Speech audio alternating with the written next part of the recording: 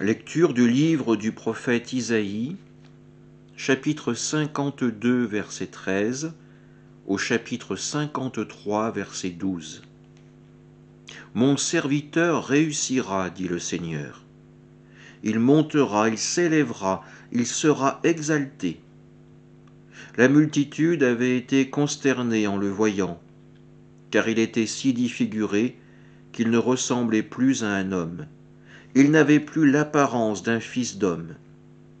Il étonnera de même une multitude de nations. Devant lui, les rois resteront bouche bée, car ils verront ce que jamais on ne leur avait dit. Ils découvriront ce dont ils n'avaient jamais entendu parler. Qui aurait cru ce que nous avons entendu? Le bras puissant du Seigneur, à qui s'est-il révélé? Devant lui, le serviteur a poussé comme une plante chétive, une racine dans une terre aride. Il était sans apparence ni beauté qui attire nos regards. Son aspect n'avait rien pour nous plaire. Méprisé, abandonné des hommes, homme de douleur, familier de la souffrance, il était pareil à celui devant qui on se voile la face, et nous l'avons méprisé, compté pour rien. En fait, c'étaient nos souffrances qu'il portait, nos douleurs dont il était chargé. Et nous pensions qu'il était frappé, meurtri par Dieu, humilié. Or, c'est à cause de nos révoltes qu'il a été transpercé, à cause de nos fautes qu'il a été broyé. Le châtiment qui nous donne la paix a pesé sur lui. Par ses blessures, nous sommes guéris. Nous étions tous errants comme des brebis, chacun suivait son propre chemin. Mais le Seigneur a fait retomber sur lui nos fautes à nous tous. Maltraité, il s'humilie. Il n'ouvre pas la bouche, comme un agneau conduit à l'abattoir, comme une brebis muette devant les tondeurs, il n'ouvre pas la bouche. Arrêté, puis jugé, il a été supprimé. Qui donc s'est inquiété de son sort? Il a été retranché de la terre des vivants, frappé à mort par les révoltes de son peuple. On a placé sa tombe avec les méchants, son tombeau avec les riches. Et pourtant, il n'avait pas commis de violence. On ne trouvait pas de tromperie dans sa bouche. Broyé par la souffrance, il a plu au Seigneur. S'il remet sa vie en sacrifice de réparation, il verra une descendance. Il prolongera ses jours. Par lui, ce qui plaît au Seigneur réussira. Par suite de ses tourments, il verra la lumière. La connaissance le comblera. Le juste, mon serviteur, justifiera les multitudes. Il se chargera de leurs fautes. C'est pourquoi, parmi les grands, je lui donnerai sa part.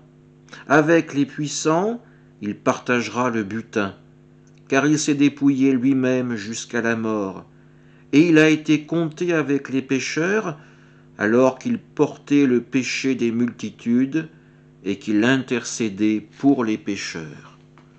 Parole du Seigneur.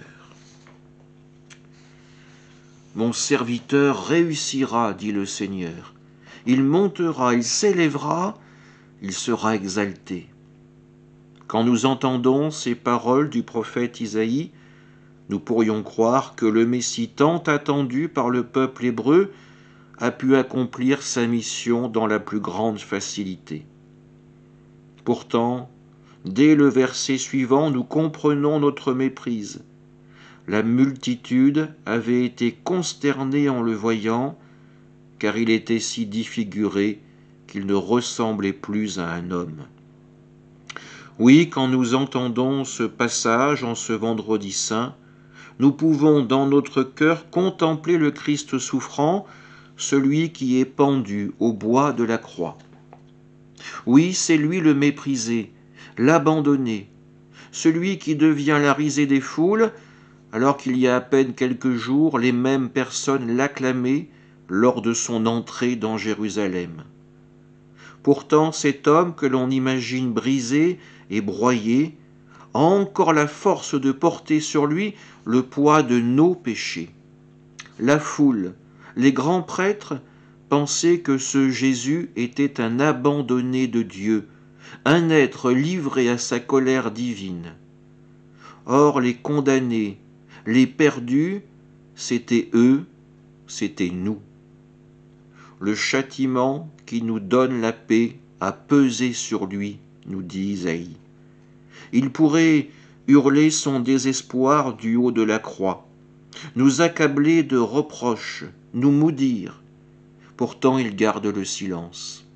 Son cœur ne connaît pas la rancune ou la haine. Sa bouche s'ouvrira pour demander la miséricorde de Dieu, pour nous confier sa mère. Sur la croix, la confiance du Christ en l'humanité ne semble pas ébranlée. La défaite n'est qu'illusoire. Dieu se révélera vainqueur de la mort et du péché. Il sait que par son sacrifice, nous pourrons trouver la force de nous relever, d'accueillir son pardon et de parler. Parler non plus pour condamner faussement, mais pour reconstruire avec Dieu un royaume nouveau. Amen.